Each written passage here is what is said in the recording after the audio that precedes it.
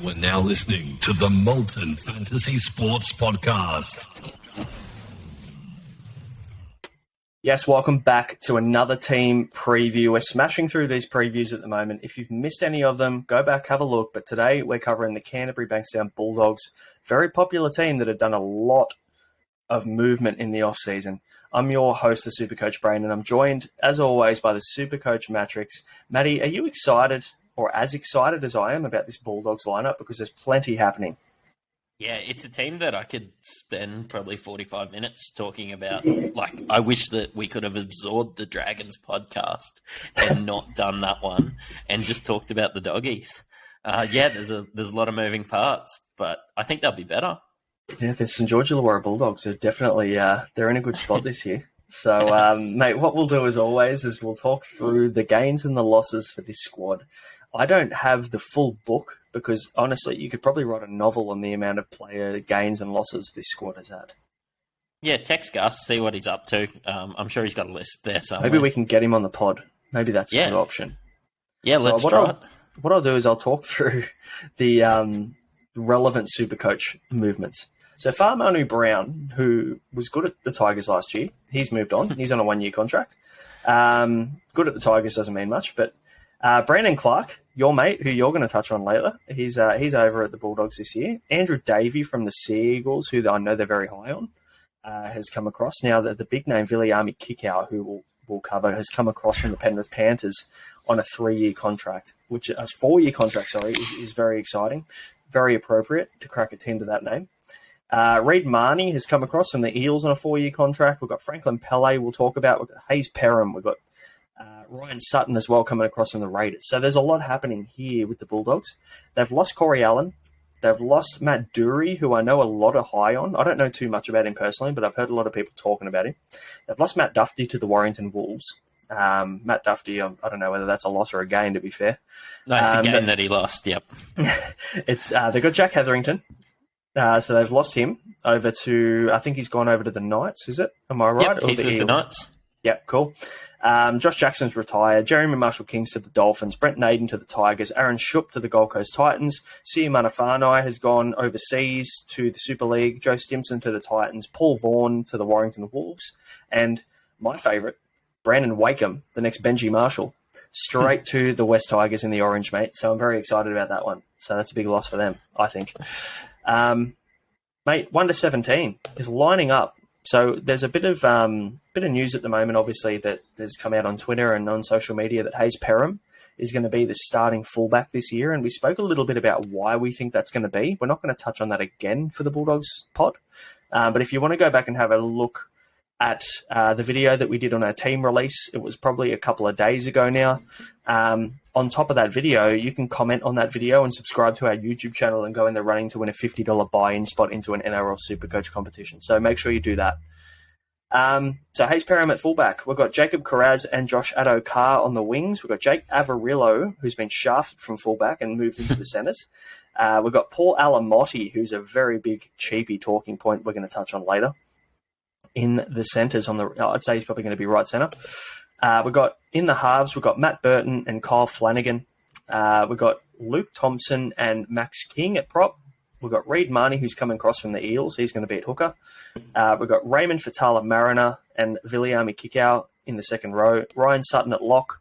And then we've got on the bench Manu Brown as a utility. We've got Tavita Pangai Jr. at the moment, who could easily probably start at lock, to be fair, but we've got him on the bench. We're not sure how they're going to go with that. And then the last two, we've got Andrew Davey and Franklin Pele may slot onto the bench. So there's a number of ways that could go about. But that's the way that we see the 17 lining up.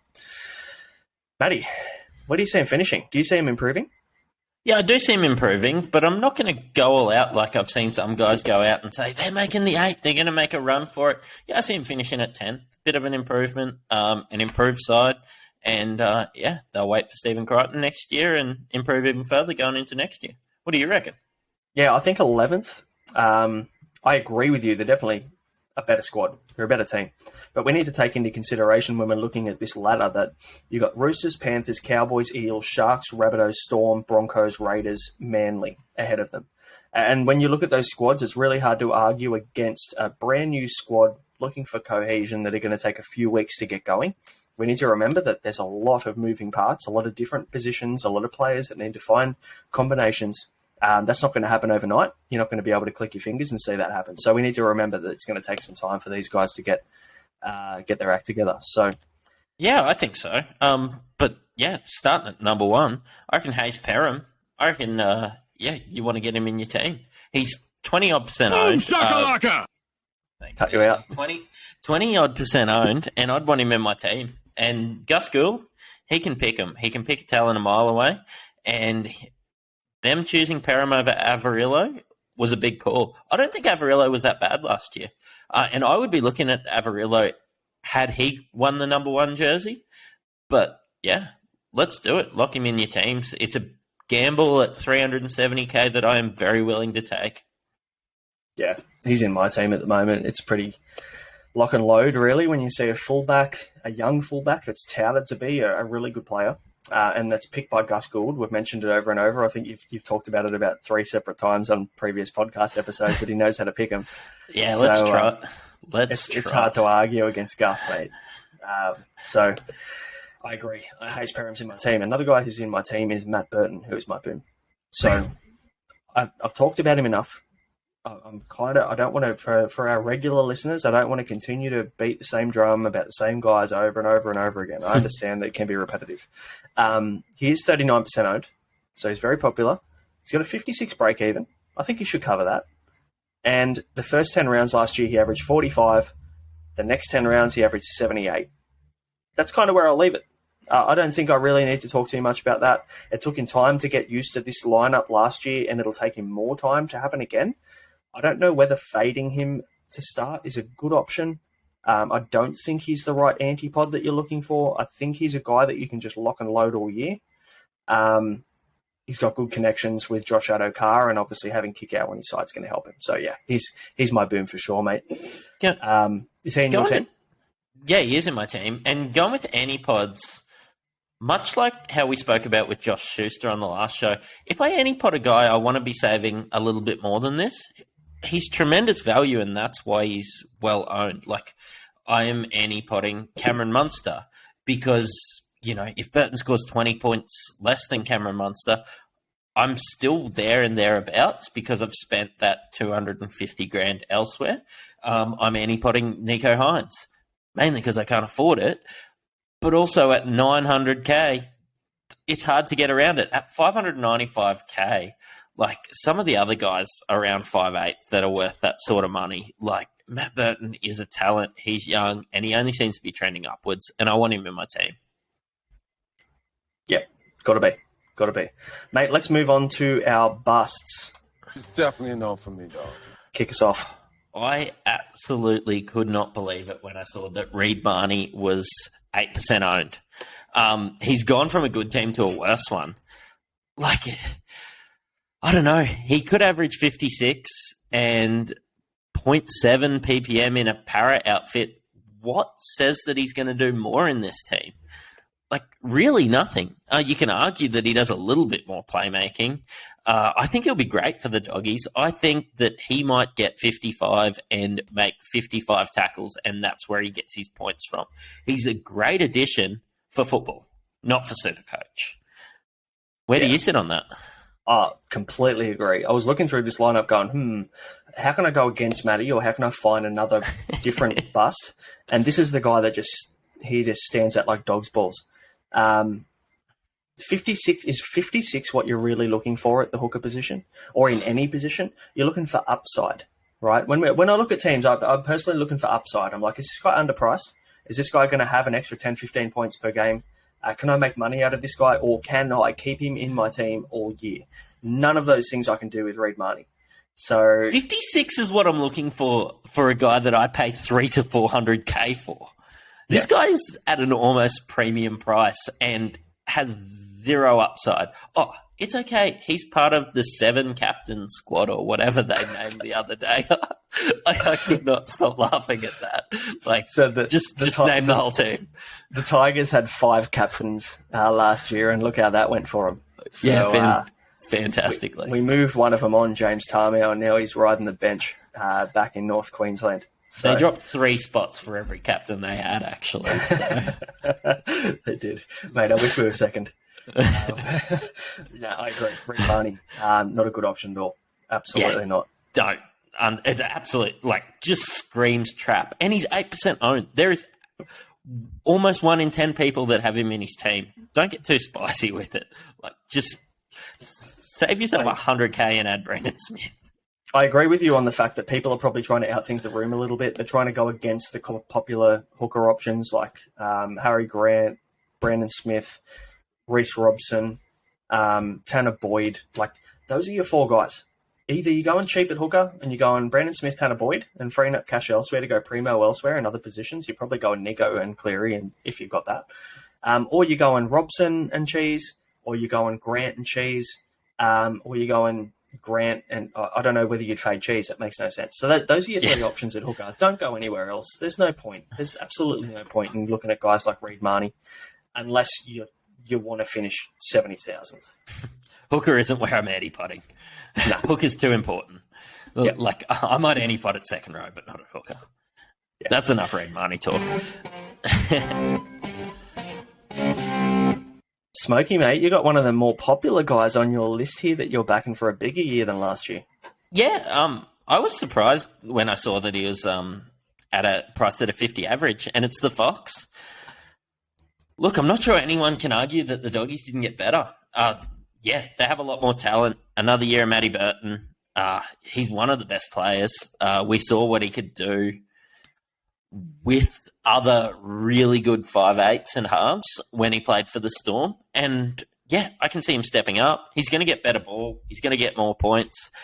Expect rocks or diamonds. If you find yourself down and want to put a VC on someone, I could get around putting it on the Fox and jumping up a few spots. How many guys have you seen that have scored 178 in a game? But I had a look at his lowest score, and he scored 7 in a game. The ultimate rocks or diamonds bloke. Yeah, him and Alex Johnston sit in the same mould for me. But the difference is that Fox is on a worse team now. You know that Johnston's going to get some tries. He's going to go on a run at some point in the year. I'm not sure whether Fox does, but I agree with you this year. This year's the year. If Fox is going to have a breakout year, it's going to be because Matt Burton's better. It's going to be because Viliami Kikau is the guy on the inside dragging all of the defenders in and freeing up the space for him on the outside. So there's a lot to like about the Fox this year. I can't argue against it, but you've got to be one of those guys that loves a roller coaster. I'm not a guy to go on a lot of roller coasters when I go to the theme parks, but mate, if you're an adrenaline junkie and you like riding the 178s and the 7s, it's still an 85 to 90 average if you do that every 2 weeks. So I'm more than happy to do that if he breaks out a 170 every second game. Yeah, it'd be really good to get him on some of those good games, but has terrible base. Could have absolute stinkers if the Doggies start going downhill. But if the Doggies reach that top 8, which some people are talking about, Josh Adokar is going to score a lot of tries. Absolutely. The Fox could be on. Mate, I've gone a bit of a different direction. I've gone with one of their forwards. I've gone with Luke Thompson. Now, this is probably a guy that not many people are looking at. I actually didn't write down his percentage of ownership, but I'm going to quickly check it right now before we move forward, unless you can do it quicker than me. Yeah, I'll grab it for you, man. So he's 512,000. He's dual position front row, second row. And he's 4% owned.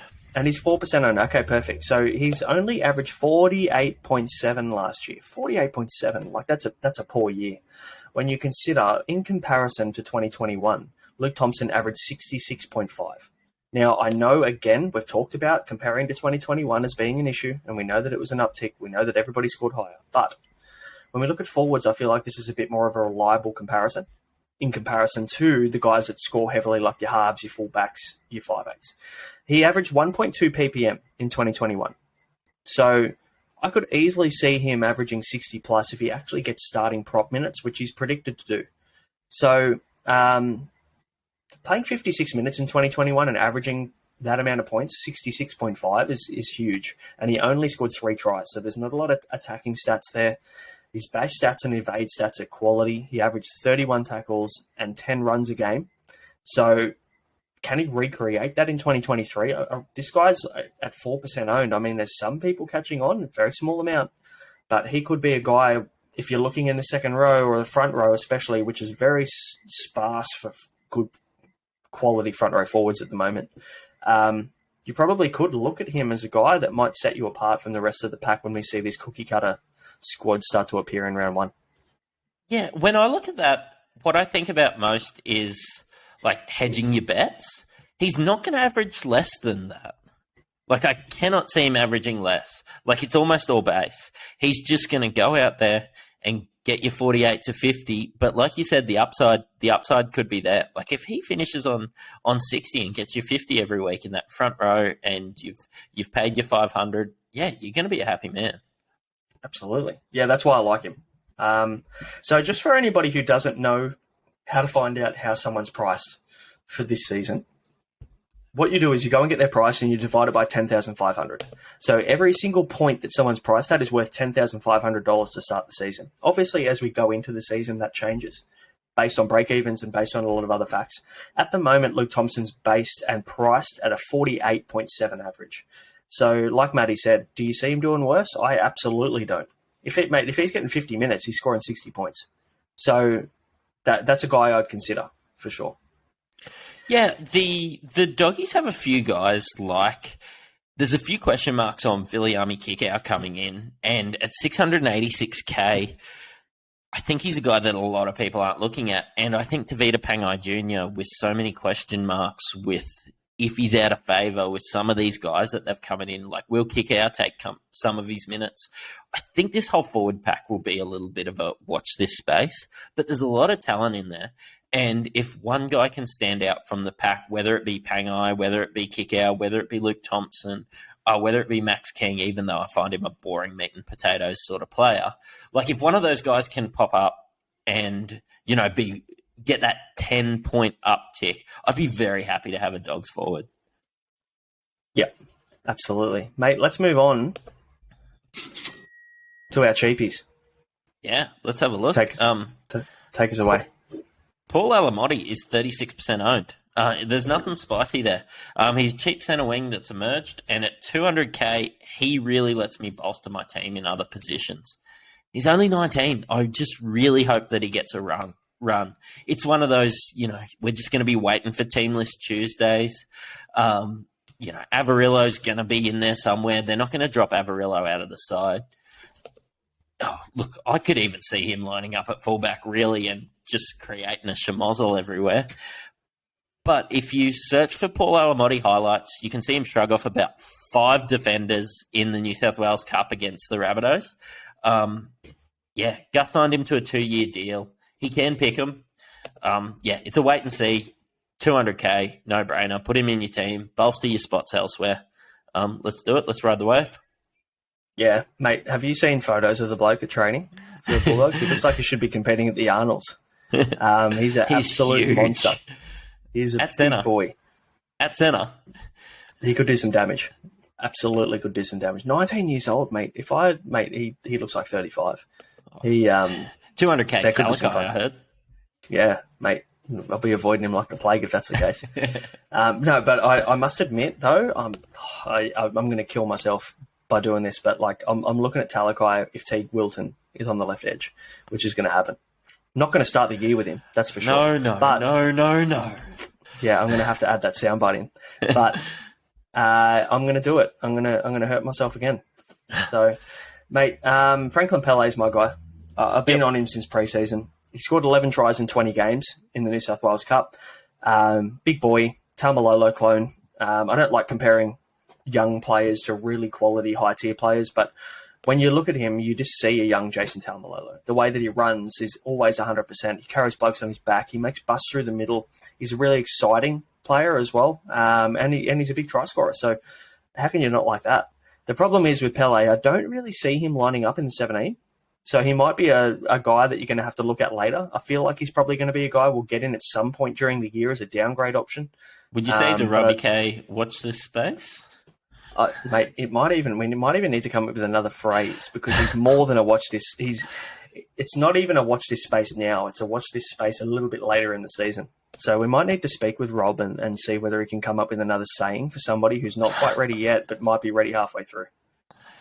He's got it all, old Rob, over there in the AFL show. So he does. I love it. So I guess that's a good little segue into making sure that if you're an AFL fan, if you're a dual code kind of dual sports guy and you love following the NRL, but you know your AFL as well, make sure you go and head over and listen to our AFL podcast with the boys over in the AFL show. So Rob Kennedy, Mick Dell and Justin Herbie are absolutely killing it over there, mate. I've listened to a few of their podcasts and I feel like I'm going to win the 50,000 this year in the AFL Supercoach. That's how good I feel. You know what I'm excited about? Juzzy said that he's about to cut sick. He's listened to Mick Dell and he's thought about it a bit, and he's gonna rip apart the old stats man. So I'm excited to see that. Oh, the big horse. The big horse is, I don't know whether he's going to let that happen, but we'll see.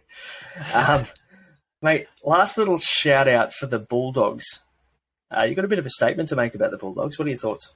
Yeah. Firstly, I just wanted to shout out the old Gatton Hawks, our home club. Brandon Clark got a signing. So if there's an injury to Reid Marnie in there, I'm hoping he gets a run. So yeah, go the mighty Gatton Hawks. But I think Supercoach wise, the Bulldogs are just one of those teams like that we could just keep talking about. They're a mid-tier side that's trending in the right direction. So it gives you those really good top-tier blokes that can make the next step. But also with all the guys that they've lost, all these cheapies are emerging that could be, the mid-tier guys in the following year. They could be worth 300,000. Hayes Perham could be more than Turbo was at the start of next year. Like, Turbo at 577. Like, let's look at Tessie New being worth 596K. Tell me Hayes Perham can't knock out Tessie New stats, because that's not very hard. Look, if it's Hayes just Perham is in the Tessie New mould, you're not picking him. He's still worth 500K. That's the worst thing. Supercoach has done him dirty. They made him think that he's a decent football player. The Dolphins fell for the trap. But it's just one of those teams that are rising. It's the perfect spot to look for Supercoach. Yeah, you're going to have a few doggies in your team. What do you reckon? What's your hot take? Yeah, no, I like them. I mean, they're a team that I've got them coming 11th, but they could easily push for the 8. Let's face it, they're a good team. They've got good players. They've got good lineups. They've got a good squad. And obviously they've got a good coach. Cameron Ciraldo's come across from the Panthers after watching 2 premierships and watching a quality squad, a quality lineup take out 2 premierships in a row. They paid him big money. They back him. They believe in him. He's going to feel that. He's going to have Gus Gould on his back. I feel like these guys can contend. Now, in saying that, we haven't mentioned the buys yet, which are around 13, 17, and 23. So it's a really awkward middle of the year. It's going to be really stop-start for them. And I think we need to keep that in mind. So round 3 is your first major buy round, which isn't ideal to have a guy or 2 or even 3 guys, because we talked about how popular these guys are. If you've got 2 or 3 of these guys in your team come buy around round 13, and you've got another few teams that have got the buy in round 13, which is a major buy, you're in trouble. So we need to keep in mind that these buys may be awkward through the middle of the year. 13, 17, 23, that's a 10. You've got 7 out of 10 games there. So I'd be coming up with some sort of plan there to make sure that you manage that well. I probably wouldn't be going with more than 2 Bulldogs players through that period in the middle of the year. So worth thinking about. But in saying that, when we look at when we look at the draw in general, the first 4 rounds are tough. They're really tough. But the next 4 rounds after that are the best in the comp. So do you fade some Bulldogs guys in your first 4 rounds and then go, yep, round 5, welcome to my team, and then just enjoy that best 4 rounds in the competition and cash in some points at that point?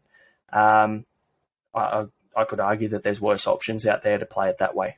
Yeah, round 5 could be great to get doggies players in. I've got a couple to start. I'm not too worried about Ciraldo. He's sort of grabbed his favourite Panthers players and took him on board and brought him home to Canterbury. Yeah, I think that'll be good. Yeah, Penrith don't have a non-compete in place by the sounds of things. He's Cameron Ciraldo's just gone and go, yeah, I'll take you and I'll take you and I'll take you. Thanks for coming. So exciting times for the Bulldogs, but not so much for the Panthers. But let's wrap up. Mate, let's wrap up the doggies there. Let's just keep loading on with these team lists. I'm excited to get into the positions. Let's go through these lower tier guys because this is where the excitement stops. Really, we'll finish the last few teams and wrap them up. Keep in mind, we'll keep these next. I think we've got 5 teams left. We'll keep these bottom 5 teams relatively short, but there will be a little bit of gold in them. I still think there are some players to pick up. So make sure to tune in. Make sure to watch those episodes. Leave us a comment. Flick us a follow at Molten Fantasy Sports on all your social media and on all your podcast platforms. And we will see you next time for the next team preview. Thanks, guys. Let's do it.